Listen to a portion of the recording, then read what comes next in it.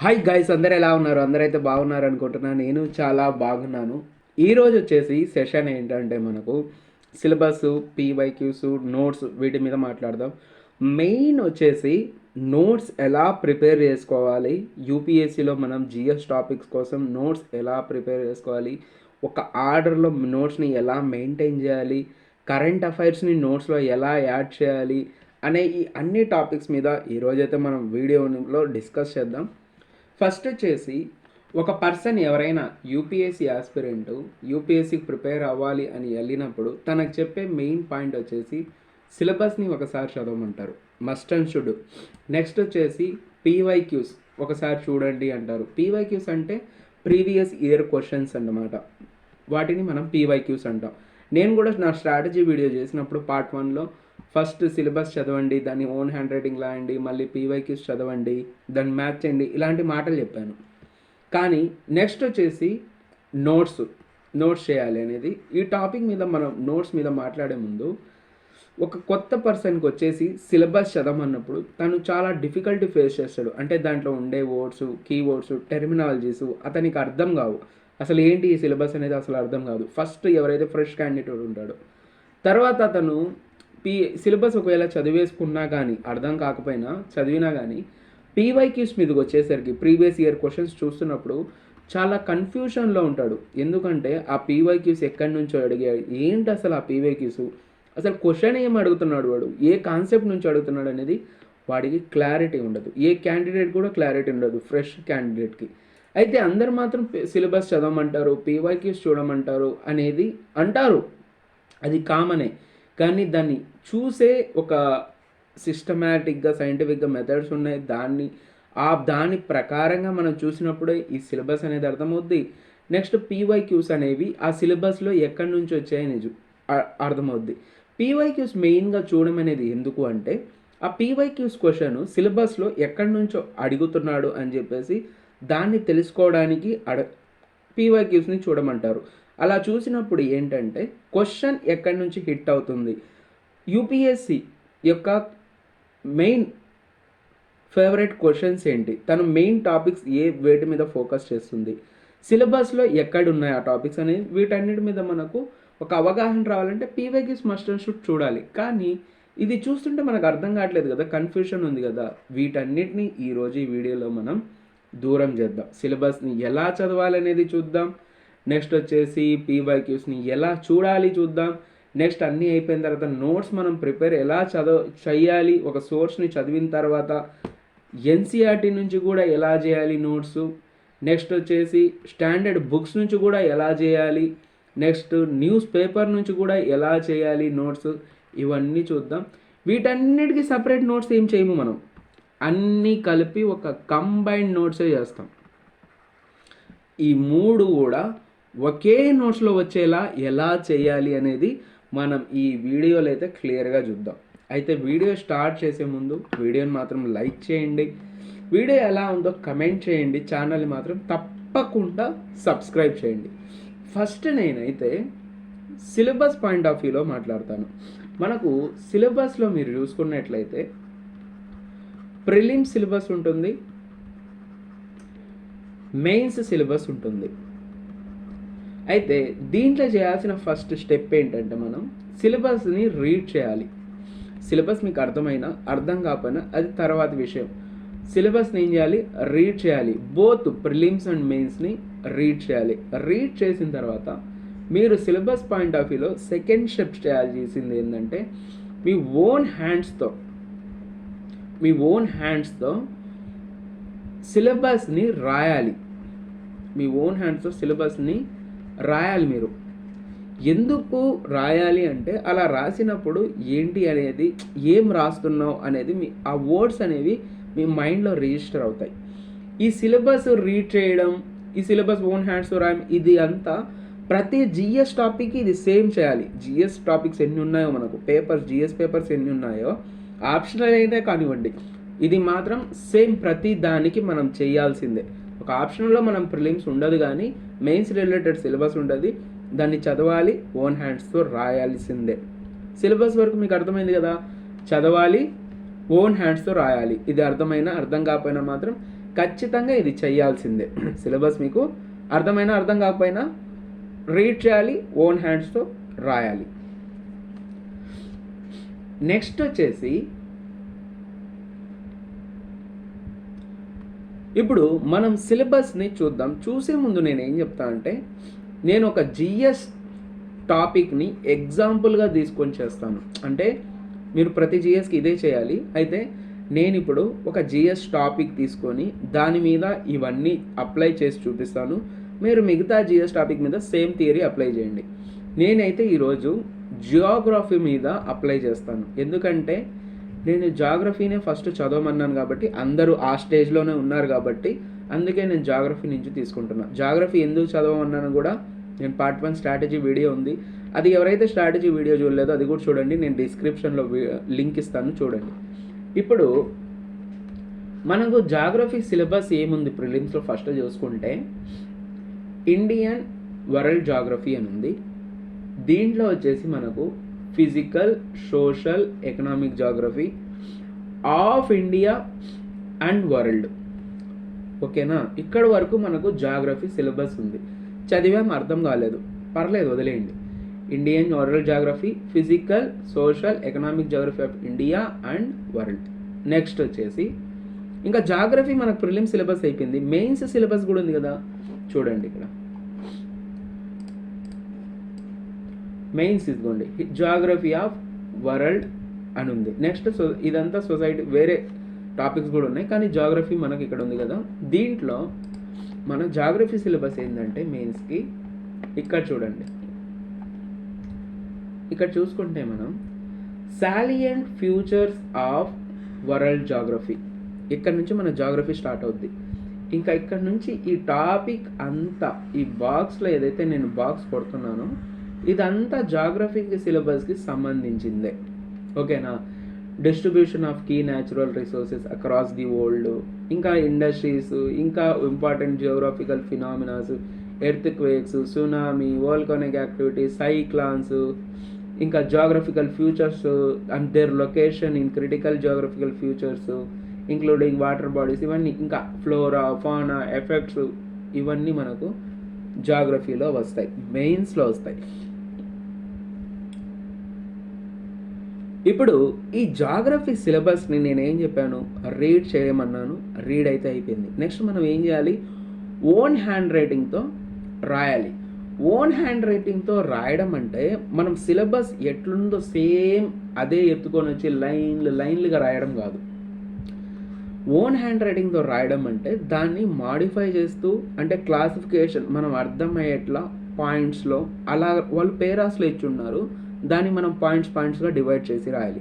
ఒకవేళ geography syllabus prelims mains మనం syllabus రాస్తే ఎలా ఉంటుందో నేను చూపిస్తా, చూడండి. మనం ఒక సిలబస్ రాస్తే అది ఇలా వస్తుంది, చూడండి. జాగ్రఫీ సిలబస్ ఉందా, దీంట్లో వచ్చేసి ప్రిలిమ్స్లో ఇండియన్ వరల్డ్ జాగ్రఫీ అన్నాడు, దాంట్లో ఫిజికల్, సోషల్, ఎకనామిక్ జాగ్రఫీ నేను రాసేసానా. ఆ ఒక లైన్ని ఇట్లా పాయింట్లో నేను రాసానా, ఇటు చూస్తే నాకు అర్థమవుతుందా, ఇండియన్లో వరల్డ్లో రెండిట్లో నేను ఏం చదవాలంట, ఫిజికల్ చదవాలి, సోషల్ చదవాలి, ఎకనామిక్ చదవాలి. మళ్ళీ దాంట్లో ఏముంటాయో అది తర్వాత విషయం. ఫస్ట్ మనం రాసాం కదా క్లాసిఫై చేసి. నెక్స్ట్ వచ్చేసి మెయిన్స్ సిలబస్ కూడా నేను రాసానా, వరల్డ్ జాగ్రఫీలో ఏం చదవాలంట, నేను సాలియంట్ ఫ్యూచర్స్ చదవాలి. నెక్స్ట్ వచ్చేసి distribution of key natural resources across the world, దాంట్లో South Asia, India subcontinent కూడా చదవాలి. Factors responsible for the location, దేనికి factors, primary sector, secondary sector, ఇదంతా సిలబస్లో ఉంది మెయిన్స్లో. దాన్నే నేను ఓన్ హ్యాండ్ రైటింగ్లో ఇట్లా రాశాను. అక్కడ పేరాలుగా ఉంది, ఇట్లా పాయింట్లుగా రాసాను మనం. ఇంపార్టెంట్ జియోఫిజికల్ ఫినామినాస్ ఏంటి, earth quake, tsunami, volcanic activity, cyclone, etcetera వాడు ఇచ్చున్నాడు. ఇక్కడ ఎక్సెట్రా అని ఉంటుంది చూసారా, ఇక్కడే యూపీఎస్సీ ఏం చేస్తుందంటే ఏదైతే కరెంట్లో జరగద్దో, అంటే కరెంట్ ఈవెంట్స్ ఆ టైంలో ఆ ఇయర్లో న్యూస్ పేపర్లో జియోఫిజికల్ ఫినామినాస్ ఏవైనా ఉన్నాయి అంటే ఇవే కాకుండా జరిగినవి అవి ఎక్సెట్రాలో తెచ్చి యాడ్ చేస్తుంది. మనకు అర్థం కాదు సిలబస్లో యాడ్ ఉందని, సిలబస్లో ఈడ ఉంటుంది అది. సరే, దీని గురించి ఇంకా మనం మాట్లాడతాం. Geographical features of their location. Geographical features అంటే ఏంటి? అవి ఆ లొకేషన్ ఎక్కడ ఉంటాయి. నెక్స్ట్ వచ్చేసి వాటిల్లో క్రిటికల్ జియోగ్రాఫికల్ ఫీచర్స్ ఉంటాయి, కొన్ని సెన్సిటివ్ ఏరియాస్ ఉంటాయి జియోగ్రాఫికల్ ఫీచర్స్లో. అలాంటి ఏరియాస్లో చేంజెస్ వస్తాయి. అలాంటివి ఏవి? Water bodies, ice caps, glaciers ఇవి వస్తాయి. ఒకవేళ చేంజెస్ వస్తే ఎఫెక్ట్స్ దేని మీద? ఫ్లోరా మీద, ఫౌనా మీద ఎలాంటి ఎఫెక్ట్స్ ఉంటాయి అని వాడంతా ఇచ్చున్నాడు మెయిన్స్లో. దాన్ని నేను క్లియర్ కట్గా ఏంటంటే ఓన్ హ్యాండ్ రైటింగ్స్లో రాశాను. ఇలా రాసినప్పుడు నేను ఎప్పుడైనా చదివేటప్పుడు కూడా సిలబస్ చూస్తే నాకు చాలా ఈజీగా అర్థమైపోద్ది. ఇక్కడి వరకు అర్థమైంది అందరికీ. అయితే నెక్స్ట్ ఇక్కడికి వచ్చేసరికి ఇంకా ఎక్కువ మంది ప్రాబ్లం ఫేస్ చేసేది ఏంటంటే, ఫిజికల్ జాగ్రఫీ ఉంది, సోషల్ జాగ్రఫీ ఉంది, ఎకనామిక్ జాగ్రఫీ ఉంది. బ్రో, అసలు ఈ జాగ్రఫీ అంటే ఏంటి? వాడేమో ఇచ్చేసాడు, మనకేమో తెలియదు. దాంట్లో చాలా పాయింట్స్ ఉన్నాయి, చాలా డెప్త్ కాన్సెప్ట్స్ ఉన్నాయి కదా. దాంట్లో ఏ కాన్సెప్ట్స్ వస్తాయి ఏంటి అనేది మనకు అర్థం కాదు. మీరు ఏం చేస్తారంటే అలాంటి టైంలో ఏదైతే కీవర్డ్ మీకు అర్థం కాదు సిలబస్లో, దాన్ని ఒకసారి గూగుల్లో సెర్చ్ చేయండి. గూగుల్లో సెర్చ్ చేసినప్పుడు దానికి సంబంధించిన కొన్ని వర్డ్స్ వస్తుంటాయి. మీరు అది చూసినప్పుడైనా అర్థమవుద్ది. పక్కన ఇమేజెస్ ట్యాబ్ ఉంటుంది, ఆ ఇమేజెస్లో చూడండి. ఆ ఇమేజెస్ చూసినా మీకు అర్థమవుద్ది, ఓకే ఈ కీవర్డ్కి ఇది వస్తుందని. మనం ఫిజికల్ జాగ్రఫీ అని టైప్ చేసామనుకోండి, మనకి ఏమేమి కనిపిస్తాయంటే mountains, oceans, lakes, water bodies, landforms అన్నీ కనిపిస్తాయి ఫిజికల్ జాగ్రఫీలో మీకు. అవన్నీ చూసినప్పుడు నాకేం ఓకే ఇవన్నీ దీని కింద వస్తాయి. ఒకవేళ ఇంకా ఏం కనిపించచ్చు మీకు? ఫిజికల్ జాగ్రఫీని కొన్ని టైప్స్లో కూడా, ఫిజికల్ జాగ్రఫీని మనం 3 టైప్స్లో డివైడ్ చేస్తాడు. జియోమార్ఫాలజీ అని చెప్పేసి మీరు చూసుకుంటే ఇదంతా మీకు ఎప్పుడు అర్థమవుద్దంటే సిలబస్ చదివి ఇలా రాసి నెక్స్ట్ దీని గురించి మీరు సెర్చ్ చేస్తే అర్థమవుద్ది. నెక్స్ట్ క్లైమటాలజీ అని చెప్పేసి దీన్ని డివైడ్ చేసింది. నెక్స్ట్ వచ్చేసి ఇంకా ఓషినోగ్రఫీ అని చెప్పేసి, హైడ్రాలజీ, ఇలా మనకు డివైడ్ చేస్తున్నారు సిలబస్ని, ఫిజికల్ జాగ్రఫీనే. దాన్ని మొత్తం చదవడానికి నేను మీకు అంత కష్టం కూడా అవ్వకూడదని ఈ ప్రిలిమ్ సిలబస్ ఈ 3 పాయింట్స్ ఏవైతే ఉన్నాయో, physical geography, social geography, economic geography of Indian, world, ఈ 3 పాయింట్స్ కింద ఒక్కొక్క పాయింట్ కింద ఏ టాపిక్స్ వస్తాయి, ఇంకా దాంట్లో సబ్ టాపిక్స్ ఏమొస్తాయి అనేది నేను క్లియర్గా పీడిఎఫ్ చేసున్నా. దానికి ఒక వీడియో కూడా చేస్తున్నా నేను. వీడియోలో ఏముంటుందంటే తమ్నీళ్ళు మైక్రో సిలబస్ అని ఉంటుంది. మైక్రో సిలబస్ ఆఫ్ యూపీఎస్సి అయినా ఉంటుంది, మైక్రో సిలబస్ ఆఫ్ ప్రిలిమ్స్ అయినా అని ఉంటుంది. మీరు దాంట్లో చూసారంటే ఒక్కొక్క టాపిక్కి సబ్ టాపిక్స్ ఏమొస్తాయి అనేది నేను వీడియో చేస్తున్నా. ఆ వీడియో కూడా లింక్ నేను డిస్క్రిప్షన్లో ఇస్తా, ఖచ్చితంగా చూడండి. దీనికి ఇప్పుడు నేను జాగ్రఫీ నుంచి మీకు ఎగ్జాంపుల్గా చూపిస్తా. ఇప్పుడు physical geography, social geography, economic జాగ్రఫీలో ఏ టాపిక్స్ వస్తాయి. ఇవన్నీ ఎందుకు చేస్తున్నామంటే పీవైక్యూస్ చూడాలి కదా. పీవైక్యూస్ మీకు అర్థం కావాలి కదా, ఎక్కడి నుంచి అడుగుతున్నాడు అనేది. అవన్నీ అర్థం కావడానికి ఈ ప్రాసెస్ అంతా మనం చేస్తున్నాం. ఫస్ట్ మీరు ఆ టాపిక్స్లో సబ్ టాపిక్స్ కానీ మీరు చూసుకుంటే, జాగ్రఫీని నేను చెప్పాను కదా, జియోమార్ఫాలజీ అని ఒకటి, ఇంకా దాన్ని డివైడ్ చేసింది ఎలాగ మనం ఓషినోగ్రఫీ అని, మెరైన్ రిసోర్సెస్లో మళ్ళీ క్లైమటాలజీలో మనం డివైడ్ చేసింది ఇదంతా. నెక్స్ట్ వచ్చేసరికి బయోజియోగ్రఫీ అని, మనకు సోషల్ ఎకనామిక్ అని అడిగి ఉన్నాడు కదా, సోషల్ ఎకనామిక్ జాగ్రఫీ, వరల్డ్ ఉంది, ఇక్కడ వరల్డ్ ఉంది మొత్తం మీకు. నెక్స్ట్ వచ్చేసి ఇండియన్ జాగ్రఫీ. ఇండియన్ మొత్తం ఫిజికల్ ఉంటుంది, దీంట్లో సోషల్ ఉంటుంది, ఎకనామిక్ కూడా ఉంటుంది. వీటిల్లో ఏ టాపిక్స్ వస్తున్నాయనే ఇదంతా మీరు ఇక్కడ చూస్తే ఆ వాటిల్లోనే ఏ టాపిక్స్ వస్తున్నాయి అనేదే ఈ సబ్ టాపిక్స్ అనమాట. అర్థమవుతుందా? ఇప్పుడు మీరు ఫిజికల్ జాగ్రఫీ అనగానే మనం జియోమార్ఫాలజీ, ఓషినోగ్రఫీ, క్లైమటాలజీ అని చూసాం కదా, దాంట్లో మళ్ళీ ఏమొస్తాయంటే ఇక్కడ చూడండి. ఫస్ట్ యూనివర్స్ ఉంటుంది, ఇది చదువుతాం మనం, క్వశ్చన్స్ చాలా తక్కువ వస్తాయి. కానీ ఫిజికల్ జాగ్రఫీ ఫామ్ అవ్వడానికి ముందు ఇవన్నీ జరిగాయి కదా, కాబట్టి ఇవి ఇంపార్టెంట్. దీంట్లో ప్రతి పాయింట్ మనకు తెలియాలి అంటే ఇవన్నీ కాన్సెప్ట్స్ ఈ కాన్సెప్ట్స్లో ఇప్పుడు చూడండి, జియోమార్ఫాలజీలో ఎర్త్ ఇంటీరియర్ గురించి చదువుతాం, దాంట్లో క్రస్ట్ చదువుతాం, మ్యాంటల్ చదువుతాం, కోర్ చదువుతాం. ఇవన్నీ ఫిజికల్ జాగ్రఫీలోని మళ్ళీ లోపల టాపిక్స్ అన్నమాట. ప్రతి దానికి టాపిక్ ఉంది, ప్రతి దానికి సబ్ టాపిక్స్ ఉన్నాయి. మీరు ఏం టెన్షన్ పడబాకండి. ఈ పీడిఎఫ్ ఏదైతే ఉందో నేను ప్రిలిమ్స్ వరకు ప్రతి జిఎస్ టాపిక్కి ఇలా మైక్రో సిలబస్ ఉన్న పీడిఎఫ్ని నేను టెలిగ్రామ్లో పిన్ చేస్తున్న నా టెలిగ్రామ్ ఛానల్లో జాయిన్ అయితే మీకు అక్కడ పిన్ చేసిన దాంట్లో ఆ సిలబస్ పీడిఎఫ్ దొరకద్ది. ఓకేనా? ఇంత కష్టపడుతున్నా మీరు వీడియో లైక్ చేయండి, ఎలా ఉందో కమెంట్ చేయండి, ఛానల్ని మాత్రం తప్పకుండా సబ్స్క్రైబ్ చేయండి. నెక్స్ట్ ఇలా ప్రతి టాపిక్స్ మనకు తెలిసే కదా. ఓషనోగ్రఫీలో, హైడ్రోస్ఫియర్లో ఇంకేమొస్తాయి, climatology, atmosphere, gases, water vapour, ప్రతి టాపిక్లో సబ్ టాపిక్స్ ఏమొస్తాయని తెలిసింది. ఇంకా ప్రతిదీ మనకు తెలిసింది కదా, ఒక్కొక్క సిలబస్ డీటెయిల్గా అన్ని లోపల ఏముంటాయని. ఇప్పుడు మనం హిట్ చేయాల్సింది ఏంది? నెక్స్ట్ మనం హిట్ చేయాల్సింది పీవైక్యూస్ని. ఇంకా ఇక్కడ నుంచి హిట్ చేయడం స్టార్ట్ చేయాలి. ఎందుకు పీవైక్యూస్ని హిట్ చేయడం స్టార్ట్ చేయాలి? ఎందుకంటే నీకు డీటెయిల్ సిలబస్ అర్థమైపోయింది. ఇంకా అర్థమైపోయినప్పుడు ఇంకేం చేయాలి? నువ్వు పీవైక్యూస్ని టచ్ చేయాలి. పీవైక్యూస్ని ఎలా టచ్ చేయాలి అంటే, మీ దగ్గర ప్రిలిమ్స్ డీటెయిల్ సిలబస్ వచ్చేసింది కదా. పీవైక్యూస్ ఫస్ట్ మనం టచ్ చేయాల్సింది ప్రిలిమ్స్ యొక్క పీవైక్యూస్ టచ్ చేయాలి, మెయిన్స్ యొక్క పీవైస్ కూడా టచ్ చేయాలి. కానీ ఫస్ట్ టచ్ చేయాల్సింది ప్రిలిమ్స్ యొక్క పీవైక్యూస్ని టచ్ చేయాలి. మీరు టచ్ చేసినప్పుడు ఆ సిలబస్ ఆ పీవైక్యూ ఎలా ఉంటుందంటే, ఫర్ ఎగ్జాంపుల్ చూసుకుంటే మన దగ్గర మీరు చూసుకుంటే ఇప్పుడు ప్రిలిమ్స్లో టాపిక్స్ మనకు తెలుసు, జాగ్రఫీ వరకు మనకు టాపిక్స్ తెలుసు. ఆ టాపిక్స్లో మళ్ళీ సబ్ టాపిక్స్ ఏమున్నాయి కూడా మనకు తెలుసు కదా. ఇక్కడికి అర్థమైందా మీకు? నెక్స్ట్ వచ్చేసి పీవైక్యూస్లో వెళ్ళగానే మీకు ఏమవుతుందంటే, ప్రీవియస్ ఇయర్ క్వశ్చన్స్లో ఫస్ట్ ఒక క్వశ్చన్ ఉందనుకోండి, ఆ క్వశ్చన్ ఏదైతే రాస్తున్నాడు ఎక్కడొకటి ఒక కీవర్డ్ మనకు దొరకద్ది. సాయిల్ అని ఉందనుకోండి, సాయిల్ అని ఉంది ఒక క్వశ్చన్లో.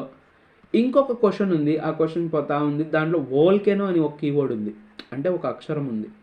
ఇది కూడా అయిపోయింది. ఇంకో క్వశ్చన్లో పోయినాం, అక్కడెక్కడో మనకు ఎర్త్ క్వేక్ అని ఒక పీవైక్యూలో దొరికిన వర్డ్స్ ఇవి. నేను వీటి గురించి ఇంకేం చెప్పట్లేదు. ఆ క్వశ్చన్లో ఇవి దొరికాయి మనకు, ఈ వర్డ్స్ దొరుకుతున్నాయి. ఇలాంటి వర్డ్స్ ఏవైతే మీకు పీవైక్యూస్లో కొన్ని వర్డ్స్ దొరుకుతుంటాయి కదా, ఆ వర్డ్స్లో మీరు ఫస్ట్ ఆ వర్డ్స్ని చూడండి. ఆ వర్డ్స్ని ఏం చేస్తారంటే, పీవైక్యూలో వాటు, ఆరు ఇవన్నీ కాదు మనకు కావాల్సింది, వర్డ్స్ ఉంటాయి. గ్రామటికల్ వర్డ్స్ కాకుండా ఇలాంటి కాన్సెప్ట్ వర్డ్స్, కీవర్డ్స్ ఉంటాయి. ఆ కీవర్డ్స్ని ఏం చేస్తారంటే, మీ దగ్గర prelims topic, sub topic detail syllabus ఉంది కదా, సాయిల్ అని ఉంది ఇక్కడ. నీ ప్రిలిమ్స్ సిలబస్లో నీకే సాయిల్ టాపిక్లైనా సబ్ టాపిక్లైనా ఉందా చూడు. దీంట్లో వాల్కెనో అని ఉంది. నీ డీటెయిల్ సిలబస్ పీడిఎఫ్ పెట్టుకోవాలి మీ దగ్గర. హ్యాండ్ రిటర్న్ సిలబస్ ఉండాలి. ఆ డీటెయిల్ పీడిఎఫ్ నేను చూపించా కదా, ఆ పీడిఎఫ్ కూడా పెట్టుకోండి. ఆ పీడిఎఫ్లో ఎక్కడైనా వాల్కెనో ఉందేమో చూడండి. ఫస్ట్ హ్యాండ్ రిటర్న్ దాంట్లో చూడు, కనిపించలేదా? నువ్వు హ్యాండ్ రైటింగ్తో రాసిన సిలబస్లో లేదా? అయితే పీడిఎఫ్లో చూడు. ఆ పీడిఎఫ్లో ఉందా వాల్కెనో? ఇది కూడా ఉందా? జస్ట్ మ్యాచ్ చేయండి అంతే. సేమ్గా ఉన్న వర్డ్స్ని మ్యాచ్ చేయండి. ఎర్త్ క్వేక్ అని పీవైక్యూలో ఉందా? అదే సేమ్ కీవర్డ్ని సిలబస్లో కూడా ఉంటుందా? ఎర్త్ క్వేక్ అని చెప్పేసి ఖచ్చితంగా ఉంటాయి ఇవి. సరేనా? ఇలా మ్యాచ్ చేయండి కీవర్డ్స్ని ఫస్ట్. పీవైక్యూలో ఆ క్వశ్చన్లో కీవర్డ్ ఏంటి, వాడు దాంట్లో ఇచ్చిన వర్డ్ ఏంటి, ఆ వర్డ్ నా సిలబస్లో ఉందా, అంతే. ఫస్ట్ స్టెప్ ఇదే మీరు చేయాల్సింది. మ్యాచ్ చేసిన తర్వాత చేయాల్సిన స్టెప్ ఏంటంటే, ఒక A4 షీట్ తీసుకోండి. నేను ఒక జాగ్రఫీకి చెప్తున్నా, ప్రతి దానికి మీరు ఇట్లే చేసుకోవాలి. ఒక A4 షీట్ తీసుకొని అలా మ్యాచ్ అయిన కీవర్డ్స్ అన్నిటినీ రాసుకుంటూ వెళ్ళండి. మీరు అలా ఎన్ని రాస్తే దగ్గర మీకు ఎట్లా కాకపోయినా 30 కీవర్డ్స్ దొరుకుతాయి. 30 కీవర్డ్స్ దొరుకుతాయి. అలా మొత్తం ఆ కీవర్డ్స్ని ఒక సపరేట్ పేపర్లో ఫిల్టర్ చేసి రాశారా, రాసినప్పుడు ఇలా ఎందుకు రాయాలి అంటే, ఫర్ ఎగ్జాంపుల్ ఒక కీవర్డ్ వాల్కెనో తీసుకుంటా. వాల్కెనో వచ్చేసి నాకు కీవర్డ్ 2011లో కనిపించింది ప్రీవియస్ ఇయర్ క్వశ్చన్స్లో. ఈ వాల్కెనో కీవర్డ్ మళ్ళీ నాకు 2013లో కనిపించింది. మళ్ళీ నాకు ఇదే కీవర్డ్ 2016లో కూడా కనిపించింది అనుకోండి. అంటే యూపీఎస్సి వాల్కెనో మీద క్వశ్చన్స్ అడుగుతుంది అని చెప్పేసి నీకు ఒక క్లారిటీ వచ్చింది కదా. ఆ కీవర్డ్ పక్కన ఇయర్స్ అయ్యి ఎప్పుడెప్పుడు అడిగింది అని చెప్పేసి వేసావా. అలా ప్రతి కీవర్డ్ ఒకవేళ ఒకసారి వచ్చిన కీవర్డ్ మళ్ళీ ఇంకో పీవై క్వశ్చన్లో కానీ రిపీట్ అయితే ఆ ఇయర్స్ పక్కన వేస్తూ పో. అప్పుడు నీ దగ్గర ఒక A4 షీట్లో ఏముంటుంది, ఒక అనాలిసిస్ వచ్చేసి ఉంటుంది. యూపీఎస్సి ఈ టాపిక్స్లో క్వశ్చన్స్ అడగద్ది అని. దాంట్లో ఏ కాన్సెప్ట్ బేస్ చేసుకుంటుందో అడుగుతుంది తర్వాత విషయం. వాళ్ళకైనా టైప్స్ అడిగిందా, వాళ్ళకైనా ఎలా ఫామ్ అయ్యాయి అడిగిందా, లేకపోతే వాళ్ళకైనా ఎక్కడున్నాయి అడిగిందా తర్వాత విషయం. కానీ వాల్కెనో గురించి అయితే అడుగుతుంది అని చెప్పి ఒక అనాలిసిస్ అయితే నీకు వస్తుంది. ఈ అనాలిసిస్ ఎప్పుడు వచ్చింది, ఇలా ఫిల్టరేషన్ చేసి ఇంతవరకు వస్తే నీకు అనాలిసిస్ వచ్చింది. నెక్స్ట్ వచ్చేసి ఇంకా నువ్వు అన్నీ నీకు తెలిసాయి, ఏంటి ఎక్కడి నుంచి అడుగుతున్నాడు, ఏంటి క్వశ్చన్ టాపిక్స్ తెలిసాయి. ఇంకా నువ్వు చదవాలి కదా, చదివి ఇంకా వాటిని నోట్స్ చేసుకోవాలి. ఇది కదా నెక్స్ట్ ప్రాసెస్. నెక్స్ట్లో మనం చూసుకుంటే మనం నార్మల్గా నోట్స్ ఎలా చేస్తాం. నా వీడియో ఎవరైతే చూస్తున్నారో వాళ్ళు వచ్చి గ్రాడ్యుయేట్ అయినా అయ్యి ఉంటారు, లేకుంటే గ్రాడ్యుయేషన్ చేస్తూ అయినా ఉంటారు. దానికంటే తక్కువ వాళ్ళు చూడరు యూపీఎస్సీ అనగానే. కాబట్టి మనం చదివే టైంలో ఎలా చేస్తాం నోట్స్. ఫర్ ఎగ్జాంపుల్ నేను ఒక సబ్జెక్టు మ్యాథ్స్ ఉంది నా అకాడమిక్స్లో. మ్యాథ్స్ మేడం ఎట్లా చెప్తుంది, సిలబస్ ఉంటుంది మ్యాథ్స్కి, ఆ పర్టికులర్ చాప్టర్ సిలబస్ ఉంటుంది. ఆ సిలబస్లో ఫస్ట్ నెంబర్ సిస్టమ్ ఉంటే ఫస్ట్ నేను ఏం రాస్తా నోట్స్లో, నెంబర్ సిస్టమ్ అని చెప్పి రాసి దానికి సంబంధించిన నోట్స్ చేస్తా, అంతే కదా. ఒకవేళ నేను సైన్స్ ఉంది, నాకు సైన్స్లో సిలబస్ ఉంటుంది. ప్రతి టెక్స్ట్ బుక్లో ముందు సిలబస్ ఉంటుంది కదా, ఇండెక్స్ ఉంటుంది కదా. మన సిలబస్ మన బుక్స్లో మీరు చూసుకుంటే సిలబస్ ఉంటాయి కదా, ఫస్ట్లో సిలబస్ ఉంటుంది ప్రతి బుక్లో. ఆ సిలబస్లో ఫస్ట్ చాప్టర్ నాకు వచ్చి ప్లాంట్స్ గురించి ఉందనుకోండి, నేను ఫస్ట్ ఏం రాస్తా, ఫస్ట్ చాప్టర్ ప్లాంట్స్ అని చెప్పేసి దానికి సంబంధించిన నోట్స్ నేను రాస్తా. అకాడమిక్స్లో ఇంత క్లారిటీ ఉంది కదా. ఒరే నోట్స్ అనేది మనం సిలబస్ బట్టి చేసుకుంటా పోతున్నాం అని చెప్పేసి. యూపీఎస్సీకి రాగానే ఎందుకు ఈ క్లారిటీ మీరు మిస్ అవుతున్నారు, నేను మిమ్మల్ని అందరిని అడుగుతున్నా. చాలామంది యూపీఎస్సీకి రాగానే మిస్ అయిపోతున్నారు ఈ క్లారిటీ. ఏం చేస్తున్నారంటే యూపీఎస్సీలో సిలబస్ ఉంది, నోట్స్ ఎలా చేస్తున్నారు తెలుసా, సిలబస్ పోయింది గాల్లోకి. ఈయన ఎన్సీఆర్టీ చదువుతూ పోయినాడంట. అయ్యా 6th నుంచి 12th వరకు ఎన్సీఆర్టీ అని చదవమని చెప్పారని 6th క్లాస్ పెట్టుకుంటాడు, దానికంటూ ఒక బుక్ పెట్టేసి దాంట్లో రాసేస్తాడు ప్రతి నోట్స్. మళ్ళీ అయ్యి వచ్చేసరికి 7th క్లాస్ పెట్టుకుంటాడు, ఆ ఎన్సీఆర్టీకి సంబంధించిన నోట్స్ అన్నీ ఇక్కడ రాసేస్తుంటాడు. ఇంకా యూపీఎస్సీ సిలబస్ దేనికి, పనికి దానికి ఒకటి ఇచ్చింది. యూపీఎస్సీ సిలబస్ మనం అకాడమిక్స్లో నేర్చుకొని ఉన్నాం సిలబస్ ప్రకారంగా నోట్స్ చేయాలరా స్వామి అని. ఇక్కడ రాగానే ఏ బుక్ చదువుతామో ఆ బుక్ ప్రకారంగా నోట్స్ చేసుకుంటూ పోతాం. ఒకవేళ స్పెక్ట్రమ్ చదువుతున్నాడు అనుకోండి ఎవరైనా, ఆ స్పెక్ట్రంలో ఫస్ట్ టాపిక్ ఏది ఉంటే దాని ప్రకారం నోట్స్. ఇంకా ఎవడైనా రమేష్ సింగ్ చదివాడు అనుకోండి, దాని ప్రకారంగా ఫస్ట్ లెసన్ ఏది ఉంటే ఆ నోట్స్. యూపీఎస్సీ సిలబస్ పక్కన పోయింది. ఇంకా యూపీఎస్సీ సిలబస్ తర్వాత ఎట చేస్తారో ఏంటో అది తర్వాత విషయం. అందరు ఇట్లా చాలామంది ఇలా చేయడం వల్లే ఇప్పటి వరకు రివిజన్ చేయలేకున్నారు, ఇప్పటి వరకు ఏం అర్థం కావట్లేదు. 6th క్లాస్లో మీకు ఇక్కడ అగ్రికల్చర్ వచ్చింది, 7th క్లాస్లో ఇక్కడ అగ్రికల్చర్ వచ్చింది, అర్థమవుతుందా. మళ్ళీ నువ్వు 8th క్లాస్లో కూడా నీకు ఎక్కడైనా అగ్రికల్చర్ టాపిక్ వచ్చింది, మళ్ళీ ఇక్కడ అగ్రికల్చర్ వచ్చింది. నువ్వు ఇక్కడ ఒకసారి అగ్రికల్చర్ నోట్స్ చేస్తున్నావు, ఇక్కడ ఒకసారి అగ్రికల్చర్ నోట్స్ చేస్తున్నాం, ఇక్కడ ఒకసారి అగ్రికల్చర్ నోట్స్ చేస్తున్నాం.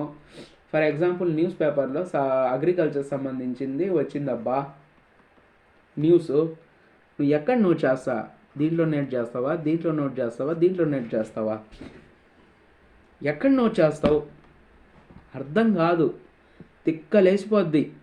అందుకే చాలామందికి న్యూస్ పేపర్ నుంచి నోట్స్ ఎలా చేయడం రావట్లేదంటే ఇందుకే. ఒక బుక్ చదివినప్పుడు ఆ బుక్ నుంచి నోట్స్ చేయడం రావట్లేదంటది కూడా ఇందుకే. అర్థమవుతుందా? అయితే నోట్స్ ఎలా చేయాలి అనేది మన అకాడమిక్సే నేర్పించింది, నేనేం కొత్తగా చెప్పట్లేదు మీకు. మా అకాడమిక్స్లోనే మనం నేర్చుకున్నాము. సిలబస్ ఉంటుంది ప్రతి సబ్జెక్ట్కి, ఆ సిలబస్ ప్రకారంగానే మనం నోట్స్ చేసాం. ఇప్పుడు కూడా యూపీఎస్సి చదువుతున్నాం, యూపీఎస్సికి ఒక సిలబస్ ఉంది, ఆ సిలబస్ ప్రకారంగానే నోట్స్ చేయాలి. నేనేం చెప్పట్లేదు కొత్తగా, మీకు ఉన్నదాన్ని గుర్తు చేస్తున్నా అంతే. ఇందాక మీరు చూసుకున్నట్లయితే మనం సిలబస్లో టాపిక్ సబ్ టాపిక్స్ చాలా డెప్త్కి తీసాం కదా. పీవైక్యూస్ చూసాం, దాంట్లో ఉన్న కొన్ని వర్డ్స్ కీవర్డ్స్ని మనం పీవైక్యూస్లో ఉన్నవి సిలబస్లో ఉన్న కీవర్డ్స్ని మ్యాచ్ చేసి ఒక A4 షీట్ తయారు చేసాం కదా. A4 షీట్లో మనకు వర్డ్స్ వచ్చున్నాయి కదా, 30 వర్డ్స్ కంటే ఎక్కువే వస్తాయి, కొన్ని 30 కీవర్డ్స్ వచ్చాయని నేను చెప్పాను కదా. దీనికి నోట్స్ ఎలా చేస్తామంటే A4 షీట్లు తీసుకో, 30 A4 షీట్లు, 30 కీవర్డ్స్కి 30 A4 షీట్లు తీసుకోవాలా. తీసుకున్నావా, ప్రతి కీవర్డ్ ఒక్కొక్క A4 షీట్ మీద రాసేయి. వోల్కెనో ఉంటే ఇక్కడ రాసేయి, ఎర్త్క్వేక్ దొరికిందా అది ఇక్కడ రాసేయి. ఒక్కొక్క కీవర్డ్ ఒక్కొక్కటి. నేను సిలబస్ ప్రకారంగా చేశానా చేస్తున్నానా? సిలబస్ ప్రకారంగా కదా. ఆ కీవర్డ్స్ నేను సిలబస్లో మ్యాచ్ చేశాను, సిలబస్లో ఉన్నాయి కదా, సిలబస్లో ఉన్నాయి కాబట్టే కదా ఇప్పుడు సిలబస్ ప్రకారంగా నోట్స్ అవుతుంది నాది. వోల్కెనో అయిపోయింది, ఎర్త్క్వేక్ అయిపోయింది, నెక్స్ట్ ఇంకా ఏదైనా టాపిక్ ఉంది అది రాయి, అదే రాయి, ఆ టాపిక్ రాయి, ఆ టాపిక్ ఒక్కొక్క టాపిక్కి ఒక్కొక్క A4 షీట్ పెట్టు. ఫర్ ఎగ్జాంపుల్ నువ్వు ఎన్సీఆర్టీ చదువుతున్నావు, నువ్వు ఏం చదువుతున్నావు? ఎన్సీఆర్టీ చదువుతున్నావు, 6th క్లాస్ ఎన్సీఆర్టీ చదువుతున్నావు. చదివినప్పుడు నీకు ఫస్ట్లో వాల్కెనో గురించి వచ్చింది, దాంట్లో చాప్టర్ 1 వాల్కెనో గురించి చాప్టర్ వచ్చింది. దాంట్లో మొత్తం ఇంపార్టెంట్ ఉండదు ఎప్పుడు. దీన్ని నువ్వు ఏం చేయాలి, ఫస్ట్ ఒక్కొక్క ఎన్సీఆర్టీ నేను 3 టైమ్స్ చదవండి అని చెప్పున్నా. ఫస్ట్ రీడింగ్ నార్మల్ రీడింగ్ చేయండి, సెకండ్ రీడింగ్ చేసేటప్పుడు ఆ టాపిక్, ఇప్పుడు దీంట్లో సబ్ హెడింగ్స్ ఉంటాయి కదా, ఆ సబ్ హెడింగ్లో ఇంపార్టెంట్ పాయింట్ ఏంటి కొద్దిగానే ఉంటుంది ఇంపార్టెంట్, మిగతాదంతా ఎక్స్ప్లెనేషన్ ఉంటుంది. ఎక్స్ప్లెనేషన్ మనకు బలేదు, ఇంపార్టెంట్ పాయింట్ ఏముంది దాన్ని అండర్లైన్ చేయి. థర్డ్ రీడింగ్ వచ్చేసరికి నువ్వు చేయాల్సింది ఈ అండర్లైన్ చేసిన దాన్ని చదువు. ఈ అండర్లైన్ చేసిన దాన్ని ఏం చేయాలి, బాగా చదువు. థర్డ్ రీడింగ్లో అదే నువ్వు చేయాల్సింది. దాంట్లో నుంచి కీవర్డ్స్ నీకు వస్తాయి, ఆ కీవర్డ్స్ నీకు అర్థమైపోతాయి. అర్థమైనా? ఇప్పుడు మ్యాగ్మా ఉంది, లావా ఉంది, లోపల ఉంటే ఏమంటాం, బయటకు వస్తే ఏమంటాం అని మ్యాగ్మా లావా డిఫరెన్స్ ఉంది కదా. ఆ డిఫరెన్స్ నీకు ఫస్ట్ రీడింగ్లో మొత్తం చదువుతావు. సెకండ్ రీడింగ్లో వచ్చినప్పుడు మ్యాగ్మా దాని గురించి, లావా దాని గురించి పాయింట్ అంతే. కింద థర్డ్ రీడింగ్లో నువ్వు చేయాల్సింది ఏం తెలుసా, ఆ అండర్లైన్ చేసిన దాంట్లో చదివే దాంట్లో మళ్ళీ మ్యాగ్మాని లావాని దాని వరకు ఒక సపరేట్ హైలైట్ చేయి. మళ్ళీ ఈ 2 కీవర్డ్స్నే హైలైట్ చేయి అంతే. ఎక్స్ప్లెనేషన్ మొత్తం హైలైట్ చేయకూడదు. మళ్ళీ ఇక్కడ చేసేసావు, మ్యాగ్మా అంటే ఏంటి అని చెప్పేసి దాని గురించి హైలైట్ చేసేసావు మొత్తం. లావా అంటే ఏంటి అనే ఉన్న ఇన్ఫర్మేషన్ మొత్తం హైలైట్ చేసావు. ఇక్కడికి వచ్చేసరికి ఆ ఇన్ఫర్మేషన్ హైలైట్ పక్కన పెట్టేస్తావు. ఈ మ్యాగ్మా లావా అని ఈ 2 కీవర్డ్స్ని ఇంకో సపరేట్ రంగుతో హైలైట్ చేస్తావు. ఇది థర్డ్ రీడింగ్లో నీకు ఈ మ్యాగ్మా చదవగానే నీకు అర్థమైపోద్ది, ఓకే మ్యాగ్మా అంటే అది, లావా అంటే అది అని చెప్పేసి నీ మైండ్లో హిట్ అయిపోద్ది. నువ్వు రివైజ్ చేసేటప్పుడు కూడా దీన్నే చూస్తావు అంతే. మొత్తం బుక్ చదవ మళ్ళీ. ఇక్కడికి అర్థమైంది కదా, దీంట్లో వాల్కెనోలో నీకు అర్థమైంది కదా. ఇప్పుడు నువ్వు నోట్స్ ఏం రాయాలి తెలుసా? నోట్స్కు నువ్వు చదివేటప్పుడు వాల్కెనో అని వచ్చింది, నువ్వు ఒక A4 షీట్ వాల్కెనో కోసం పెట్టున్నావు కదా, ఇక్కడ వాల్కెనో కోసం పెట్టున్నావు కదా, ఆ ఇన్ఫర్మేషన్ తీసుకొని వచ్చేసి నువ్వు మ్యాగ్మా, లావా ఇక్కడ రాయి. ఇక్కడ వాడు ఎక్కువ ఎక్స్ప్లెనేషన్ ఇచ్చి ఉంటాడు పిల్లోడికి అర్థమయ్యేలా చెప్పడానికి. నీ ఓన్ వర్డ్స్లోనే నీకు తెలుగులో అర్థమైతే తెలుగులో, ఇంగ్లీష్లో అర్థమైతే ఇంగ్లీష్లో, నీకు దేంట్లో అర్థమైతే నీ వర్డ్స్లో రాయిడా. ఫస్ట్ దాన్ని నీ వర్డ్స్లో రాయి. రాసావా అంతే, నోట్స్ అయిపోయింది. వాల్కెనోకి సంబంధించిన నోట్స్ ఇక్కడ నీకు 6th క్లాస్లో దొరికిన ఇన్ఫర్మేషన్ నువ్వు రాసేసావు, సరేనా? అయితే నేను ఎందుకు నీకు అర్థమైన దాంట్లో రాయమంటున్నానంటే, అట్లా రాస్తే నీకు చదివేటప్పుడు కూడా నీ ఓన్ వర్డ్స్ కాబట్టి నీకు అర్థమవుద్ది. అంత నువ్వు ఎక్స్ప్రెస్ చేయలేనప్పుడు ఏం చేస్తావంటే, ఈ ఇన్ఫర్మేషన్ని కొద్ది చిన్న చిన్న పాయింట్స్లో చేసి రాయి. కీవర్డ్స్లో రాసిన తర్వాత చిన్న చిన్న పాయింట్స్లో రాయి. ఒక 2-3 పాయింట్లు, ఈడొక 2-3 లైన్లో రాసి ఉన్నాడు అనుకోండి, దాంట్లో నుంచి ఒక 2-3 పాయింట్లు, ఆరు దాడి అనేది ఇవి తీసేయి. గ్రామర్ పాయింట్స్ తీసేసేయి. దాంట్లో కొన్ని పాయింట్లు కీవర్డ్స్ ఉంటాయి, దాన్ని రాయి. వాళ్ళకైనా అయిపోయింది. నెక్స్ట్ నువ్వు 7th క్లాస్ NCERT చదువుతున్నావు, దాంట్లో వచ్చేసి మ్యాగ్మా గురించి వచ్చింది అనుకో. ఆల్రెడీ నువ్వు మ్యాగ్మా గురించి వాల్కెనోలో రాసినావు కదా, దాని గురించి ఏమైనా కొద్దిగా డెప్త్ ఇన్ఫర్మేషన్ ఇక్కడ ఇచ్చాడు అనుకో, దాన్ని తెచ్చి మళ్ళీ ఇక్కడ రాయి. సేమ్ ఇది కూడా అంతే. First reading, second reading, third reading, ప్రతి బుక్ రీడింగు ఇదే మెథడ్లో చేయాలా. First reading normal, second reading కొద్దిగా underline, third reading keyword underline. 7th NCERTలో నీకు మ్యాగ్మా గురించి వచ్చింది, దాన్ని కూడా అట్లే చేసావు. దాన్ని తెచ్చి ఎక్కడ రాయాలా? నువ్వు వాల్కెనో అని ఒక పేపర్ పెట్టేసావు కదా, దాంట్లో రాయి. అర్థమవుతుందా నేను చెప్పేది మీకు? న్యూస్ పేపర్ వచ్చింది ఇప్పుడు. న్యూస్ పేపర్లో ఎక్కడైనా ఒక వాల్కెనో ఎరప్షన్ జరిగిందన్నాడు, వాల్కెనో ఎరప్షన్ జరిగిందన్నాడు, ఒక ఏరియాలో జరిగింది అన్నాడు. వాల్కెనో ఎరప్షన్ అని చెప్పేసి రాయి, అది ఎక్కడ జరిగిందో కూడా రాయి. ఇప్పుడు నీకు వాల్కెనో గురించి సిలబస్లో ఉన్న వాల్కెనో అనే టాపిక్ ఉన్న దాని గురించి మొత్తం ఒకే పేపర్, ఒకే దగ్గర వల్ల నీకు ఇన్ఫర్మేషన్.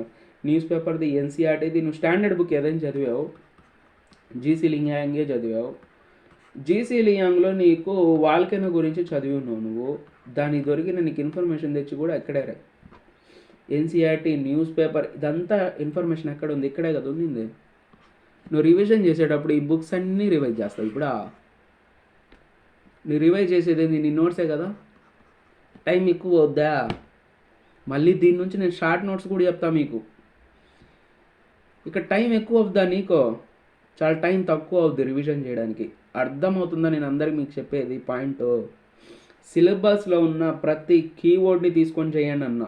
ఫస్ట్ నేను ఈ షీట్లో ఉన్న వాటికే ఎందుకు ఒక్కొక్క దానికి A4 షీట్ డెడికేట్ చేయండి అన్నానంటే, PYQస్లో ఈ క్వశ్చన్స్ మీద వచ్చి ఉన్నాయి కాబట్టి దానికి సంబంధించిన ఫస్ట్ నోట్స్ పెట్టుకోండి. అంటే వాటి వరకు A4 షీట్స్ ఇవ్వండి అన్న, వాటి వరకు ఫస్ట్ వెళ్ళి చదవండి అనట్లేదు నేను. వాటి వరకు ఫస్ట్ A4 షీట్ వాటి వరకు ఇచ్చేయండి, డెడికేట్ చేసేయండి కొన్ని A4 షీట్స్ ఈ టాపిక్స్ వరకు అని చెప్పేసి హెడ్డింగ్స్ పెట్టేసి పక్కన పెట్టుకోండి వాటిని. దాంట్లో ఇన్ఫర్మేషన్ అప్పుడే రాయకండి. మీరు NCERT చదువుతూ పోతున్నప్పుడు వస్తే అక్కడ ఆ A4 షీట్, ఆ టాపిక్కి సంబంధించిన A4 షీట్స్లో ఇన్ఫర్మేషన్ రాయండి. అర్థమైంది కదా ప్రిలిమ్స్కి అయితే. ఇప్పుడు నెక్స్ట్ వచ్చేసి, భయా నువ్వు చెప్పింది ఇప్పటివరకు బాగుంది, ఇప్పుడు ప్రిలిమ్స్లో టాపిక్స్, సబ్ టాపిక్స్ చాలా ఉన్నాయి కదా, మనం ఆ టాపిక్ సంబంధించిన నోట్స్ వస్తూ ఉంటుంది కదా ఇన్ఫర్మేషన్, దానికి కూడా నోట్స్ చేయాలా అని మీకు డౌట్ రావచ్చు. ఫస్ట్ ఎప్పుడైనా కానీ నువ్వు చేయాల్సింది ఏంటంటే, ఆ బుక్ని 3 times చదివినప్పుడు నీకు దాంట్లో అర్థమైపోయి ఉంటుంది ప్రిలిమ్స్ టాపిక్స్ ఉన్నాయా, సబ్ టాపిక్స్ ఉన్నాయా అని. నువ్వు ఏం చేస్తావంటే, ఆల్మోస్ట్ ఎన్ని టాపిక్స్ ఉన్నాయో అన్ని టాపిక్స్ మీద PYQs వస్తాయి. ఇంకా మహా అంటే రానివి ఒక 10 to 15 టాపిక్స్ ఉంటాయి అంతే. నువ్వు ఒక 30 టాపిక్స్కి నోట్స్ చేసిన వాడివి 10-15 టాపిక్స్ నీకు ఎక్కువ అయిపోతాయా? అవ్వవు కదా. ఆ 10-15 టాపిక్స్ కూడా ఏ4 షీట్స్ పెట్టు. వాటికి కూడా నువ్వు చదివే టైంలో దొరికిన ఇన్ఫర్మేషన్ని రాయి. ఆ టాపిక్ సంబంధించిన ఇన్ఫర్మేషన్ దొరికితే ఎన్సీఆర్టీ అయినా అదేనా. ఒకవేళ కానీ ఆ టాపిక్స్ న్యూస్ పేపర్లో ఎక్కడైనా వస్తే నువ్వు రాసే టైంలో, నువ్వు ఎగ్జామ్ 2026 ఇచ్చినప్పుడు 2025లో ఈ 10-15 టాపిక్స్ కానీ న్యూస్ పేపర్లో వచ్చాయంటే ఖచ్చితంగా ఛాన్స్ ఉంది అది ప్రిలిమ్స్లో క్వశ్చన్ రావడానికి. ఎందుకు? న్యూస్ పేపర్లో వచ్చింది కాబట్టి. ఆ టాపిక్ నువ్వు ఆల్రెడీ ఏ4 షీట్ పెట్టావు కాబట్టి దాన్ని నువ్వు ఎట్లా నువ్వు పీవైక్యూస్కి ఏ4 షీట్స్ టాపిక్స్కి ఇంపార్టెన్స్ ఇచ్చావో అలాగే ఆ ఏదైతే న్యూస్ పేపర్ టాపిక్ వచ్చిందో ఆ టాపిక్ కూడా అంతే ఇంపార్టెన్స్ ఇవ్వాలి. అది నీ క్వశ్చన్ హిట్ అవుద్ది. మనం నేషనల్ పార్క్స్ చేస్తాం కదా, నేను ఒక చిన్న ఎగ్జాంపుల్ ఇస్తున్నా. నేషనల్ పార్క్స్ మనం నోట్స్ చేస్తాం, నేషనల్ పార్క్ సిలబస్లో ఉందని. నేషనల్ పార్క్స్ అన్నీ రాస్తాం, చదివేటప్పుడు అన్నీ గుర్తుండవు మనకు. న్యూస్ పేపర్లో కానీ పర్టికులర్ నేషనల్ పార్క్ వచ్చింది అనుకోండి, ఆ నేషనల్ పార్క్ వరకు సపరేట్ ఏ4 షీట్ పెట్టి మనం రాయాలి. ఎందుకంటే నీ క్వశ్చన్ అడిగితే నేషనల్ పార్క్స్ గురించి రీసెంట్ దాంట్లో నుంచి అడుగుతాడు వాడు.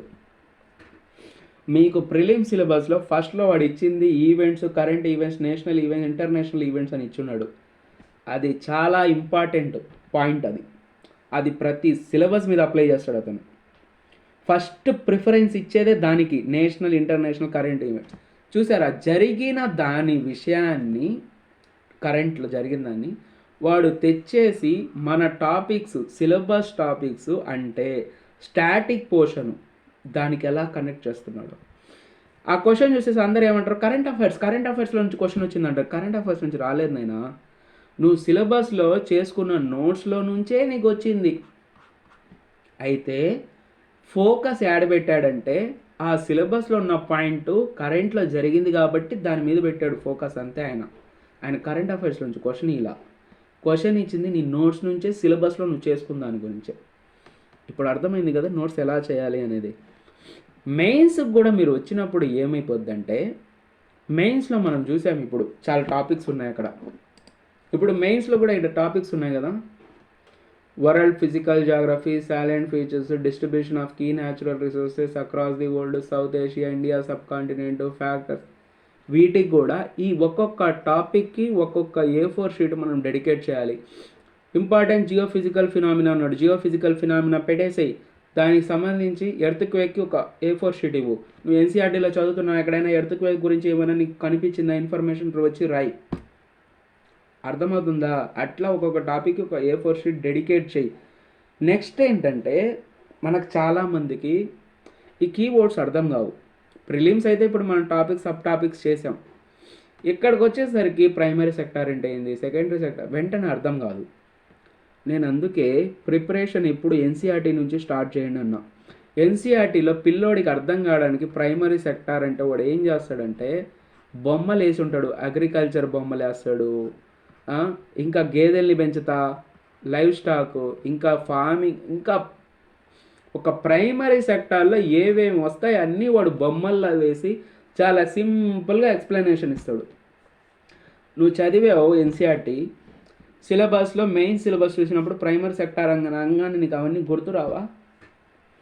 గుర్తొస్తాయి కదా.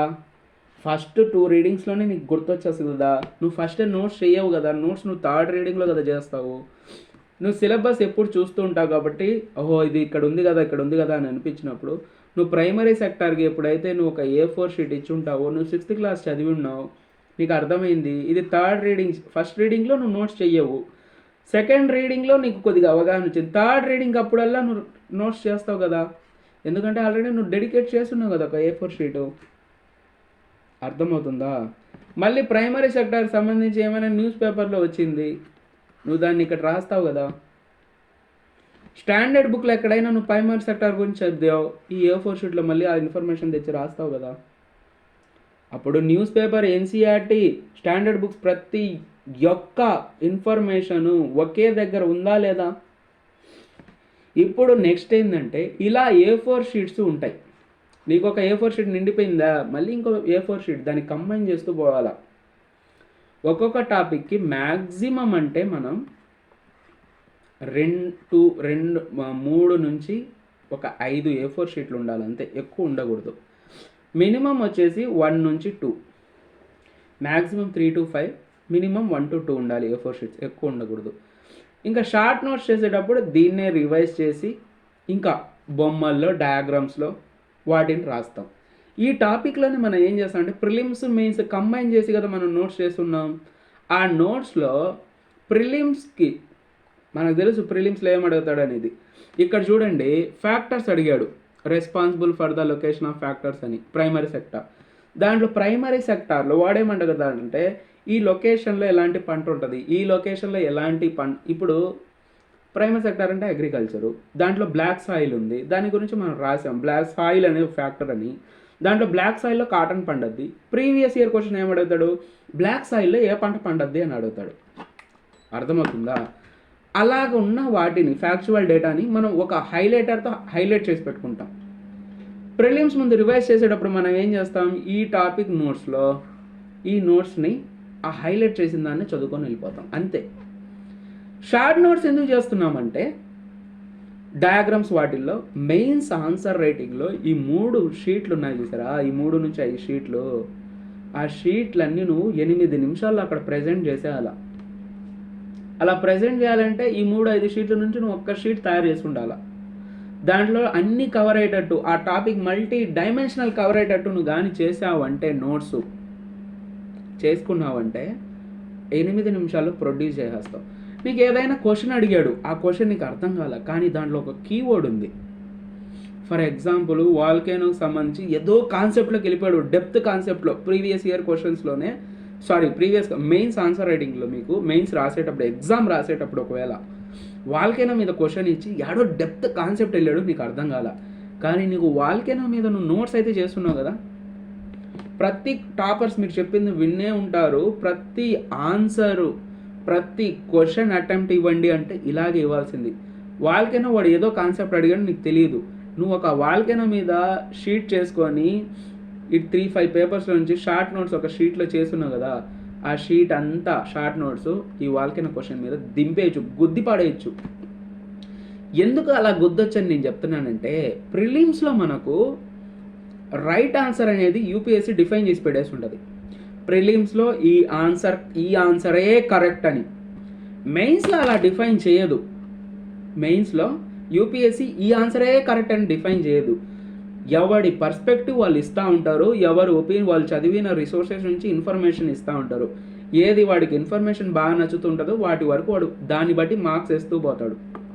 అర్థమవుతుందా మీకు?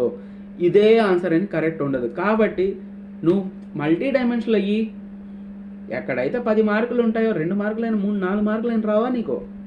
అర్థమవుతుందా నేను చెప్పేది మీ అందరికీ? ఇట్లా మనం నోట్స్ని ప్రిపేర్ చేసుకోవాలి, ఇట్లా సిలబస్ని చూడాలి, ఇట్లా పీవైక్యూస్ని చూడాలి. నేను ఒక జాగ్రఫీ వరకే మీకు చెప్పాను. ఇప్పుడు ప్రతి టాపిక్కి ఇలాగే చేయాలి. వీడియో ఎలా ఇక్కడ వరకు అయితే మొత్తం కవర్ చేశాను నేను అనుకుంటున్నాను. నోట్స్, సిలబస్, ప్రీవియస్ పీవైక్యూస్ ఎలా చూడాలి అనేది. ఆ మైక్రో సిలబస్ ఏదైతే టాపిక్స్ ఉన్నాయో టెలిగ్రామ్లో నేను పిన్ చేసి ఉంటా, చూడండి. దానికి సంబంధించిన ఒక వీడియో కూడా ఉంది, దాంట్లో కూడా మీరు చూడండి, ఇంకా కొద్ది క్లారిటీ అయితే మీకు రావచ్చు. స్ట్రాటజీ వీడియో పార్ట్ 1, పార్ట్ 2 కూడా చూడండి, ఇంకా క్లారిటీ వస్తుంది. నేను ఎన్సీఆర్టీస్ కూడా ఏది చదవాలనేది కూడా చెప్పున్నా, ఒక రీసెంట్ వీడియో దీని ముందే ఒక వీడియో చేస్తున్నా, ఆ వీడియో కూడా చూడండి. నేను ఎన్సీఆర్టీ, స్ట్రాటజీ, ఆ మైక్రో సిలబస్ ఈ 3 వీడియోల లింకులు అయితే ఫస్ట్ కిందే ఉంటాయి, డిస్క్రిప్షన్లో చూడొచ్చు. ఆ సిలబస్ నేను ఒక టాపిక్ కింద సబ్ టాపిక్స్ అనే ఒక పీడిఎఫ్ చూపించా కదా మీకు, ఇదిగోండి. ఇప్పుడు ఈ పీడిఎఫ్ ఉంది కదా, ఈ పీడిఎఫ్ మీకు ఎక్కడ దొరకద్ది, ఎట్లా బ్రో ఏంటి అంటే టెలిగ్రామ్లో నేను పిన్ చేసి పెడతా. ప్రతి జిఎస్ సిలబస్, ప్రిలిమ్స్ సిలబస్కి ఇలా ప్రతిదీ నేను పీడిఎఫ్ ఉంది. అదంతా ఒక రిసోర్సు, మీరు దాన్ని చూడొచ్చు. దాని నుంచి మీకు పీవైక్యూస్ అలా మ్యాచబుల్ అన్నీ మీరు చేసుకోవచ్చు. ఇంతవరకు నా వీడియో చూసిన ప్రతి ఒక్కరికి చాలా థ్యాంక్స్. వీడియో ఎలా ఉందో లైక్ చేయండి, వీడియో ఎలా ఉందో కామెంట్ చేయండి, వీడియో నచ్చినట్లయితే లైక్ చేయండి, ఎలా ఉందో కామెంట్ అయితే చేయండి. ఛానల్ని మాత్రం తప్పకుండా సబ్స్క్రైబ్ చేయండి. ఇంకోటి, మనం డైలీ ఈ ఎన్సీఆర్టీస్ నుంచే స్టార్ట్ చేస్తున్నాం కాబట్టి, చదువుతున్నారు కాబట్టి అందరూ డిస్కషన్ చేయండి. మీకు అర్థమైంది వర్డ్స్లో చెప్పండి. అలా చెప్పడానికి నేనేం చేశానంటే ప్రతి నైటు ఎవ్రీడే 8 PM మనకు డిస్కషన్ సెషన్స్ జరుగుతున్నాయి. జాగ్రఫీ నుంచి స్టార్ట్ చేస్తున్నాం 6th క్లాస్ ఎన్సీఆర్టీ నుంచి. మీరు ఆ డిస్కషన్స్లో వచ్చి ఆ లెసన్ చదివారు కాబట్టి మీకేం అర్థమైంది ఆ లెసన్ గురించి అని మీరు అక్కడ వచ్చి చెప్పచ్చు. అలా చెప్తే మీ అనాలిసిస్ అనేది పెరగద్ది. అర్థమవుతుందా? నెక్స్ట్ వచ్చేసి ఇంకా మీకు ప్రిపరేషన్ రిలేటెడ్ ఏమైనా డౌట్స్ ఉన్నా కానీ మనం every Sunday doubts and session పెడతాం. అక్కడ కూడా మనం డైరెక్ట్లీ మాట్లాడవచ్చు ఆ క్వశ్చన్స్ డౌట్స్ మీద. Thank you so much. Have a nice day. Take care. Bye.